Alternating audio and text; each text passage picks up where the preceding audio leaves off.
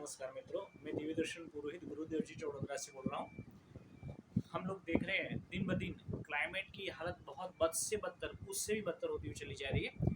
Day to day climate change और global warming की वजह से सूखा पड़ना, फ्लड आ जाना, एकदम हीट वेव चल जाना, कोल्ड वेव चल जाना, साइक्लोन्स का आ जाना, ये सब चलता रहता है। इसके साथ में पानी का सूख जाना, पानी का इवापोरेशन हो जाना, ये सब होता है। इन सब की मिलीजुली असर हम और आपको मालूम नहीं है, मगर कोई किसान ही बता सकता है। डायरेक्टली असर क्रॉप पर पड़ती है, यानी फसल पर पड़ती है, फसल उत्पाद पर पड़ती है, फसल की न्यूट्रिशन प्रोटीन पर पड़ती है और फसल की लाइफ साइकिल पर पड़ती है। कैसे होता है मित्रों, हम वैज्ञानिक दृष्टि से उसको जानने का संक्षिप्त में प्रयास करेंगे इस सेशन के भीतर।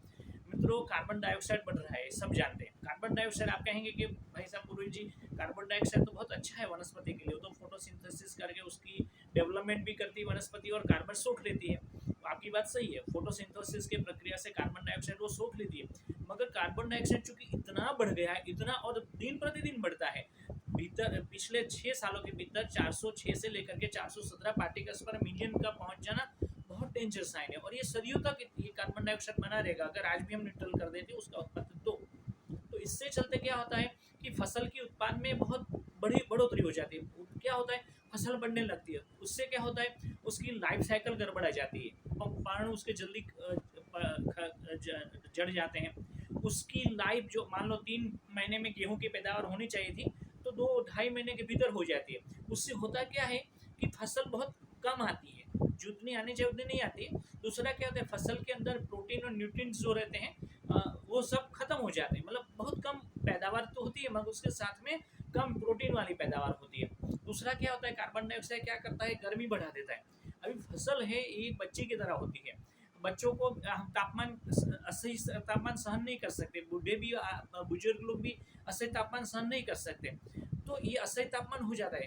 कई फसल ऐसी देखी गई 32 से 35 डिग्री सेंटीग्रेड से अगर ज़्यादा तापमान बढ़ जाता है मित्रों, तो फसल अपने आप मुरझाने लगती है, फसल उसको विस्टैंड नहीं कर पाती है। और ट्रॉपिकल एरिया जहाँ पर भारत है, तो भारत के विस्तार में ये गर्मी बहुत बढ़ रही है, ऊपर वाले अक्षांश में कम बढ़ रही है। मगर हमारे विस्तार में चूंकि भारत दुनिया का सबसे तीसरे नंबर का गैस है कार्बन डाइऑक्साइड पैदा करने वाला, उसके लैंड बहुत कम है और पॉपुलेशन बहुत ज़्यादा है और कार्बन डाइऑक्साइड सबसे ज़्यादा क्रिएट करता है। तो उसके चलते इतनी गर्मी बढ़ती है। हमारा सब देख रहे हैं कि अभी भी गर्मी चल रही है, सितंबर में माह है, गणपति की आज स्थापना हुई, गणपति चतुर्थी है, फिर भी आज पसीने की बूंदे आप हमारे भी बाल पर देख सकते हैं, आपके बाल पर भी आप देखेंगे तो पसीने की बूंदे आ रही होंगी।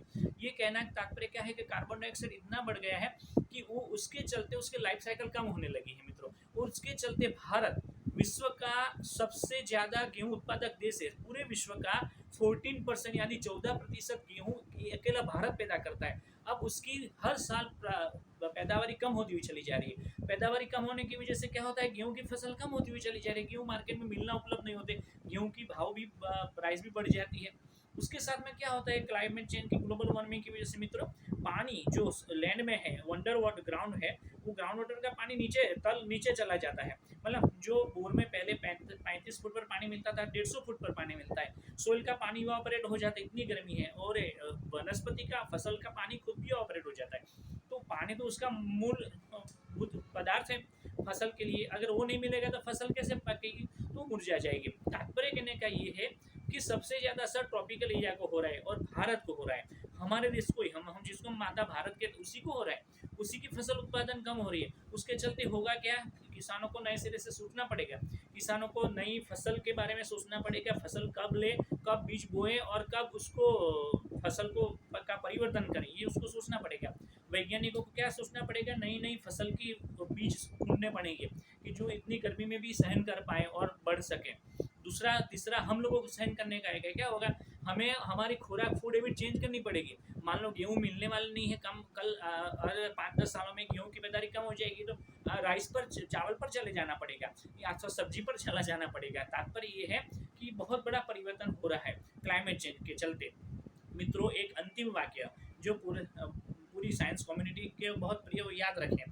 ग्लोबल वार्मिंग, क्लाइमेट चेंज को हमें इसलिए केयर इसकी नहीं करनी चाहिए कि वो कार्बन डाइऑक्साइड बढ़ा रहा है, इसलिए केयर नहीं करनी चाहिए कि वो ग्रीन हाउस गैसेस बढ़ा रहा है, प्रदूषण बढ़ा रहा है, मगर इसलिए केयर करनी चाहिए कि कार्बन डाइऑक्साइड या ग्रीन हाउस गैस या उससे बना क्लाइमेट चेंज, ग्लोबल वार्मिंग हमारी लाइफ को, हमारे जीवन को असर कर रहा है और हमारे जीवन के साथ में जुड़े सभी तत्वों को असर कर रहा है। एक समझदार को इशारा काफ़ी है। अगर हम और आप समझदार हैं तो हमें समझना चाहिए अभी या कभी नहीं, करे या मरे यही समय है क्लाइमेट चेंज को बदलने का, ग्लोबल वार्मिंग से जूझने का।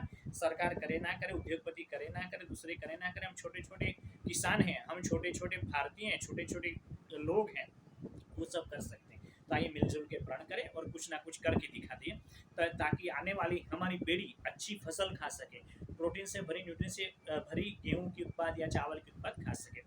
आए पेंडेमिक की समाप्ति की प्रार्थना करें। सर्वे भवन्तु सुखिनः, सर्वे सन्तु निरामयाः, everyone be happy and everyone be healthy.